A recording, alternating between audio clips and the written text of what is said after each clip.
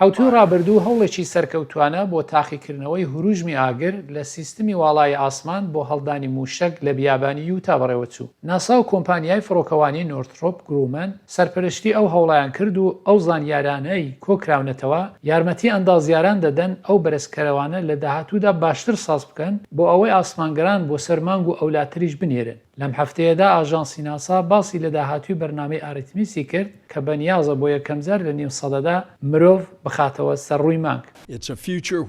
ئەوە ئایندەیەکە کە ناسا یەکەم خانمی ڕەشپێست و یەکەم پیاوی سپی پێست لەسەر مانگدا دەبەزێنێت لەسەر ئەو ئەرکانەی کە تا دێت بە زەحمەتتر دەبن.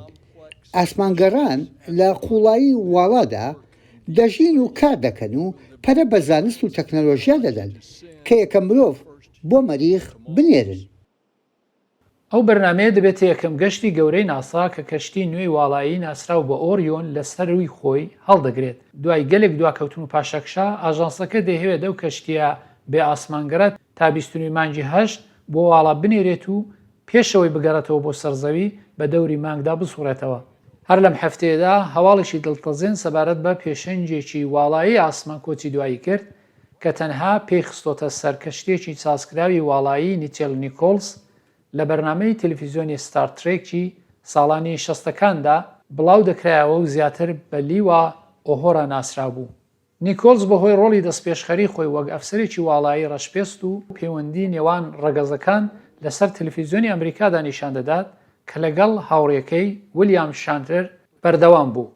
ناوبراو ڕۆڵی کاپیتان جێمس کەرچی دەجێڕا. شانتر لە پۆستێکی سۆسیال میدیادا ستایشی کارەکانی کرد کە پرسە کۆمەڵایەتیەکان لە ئەمریکا و لە سەرانسەری جیهان بەرەو پێش دەبات.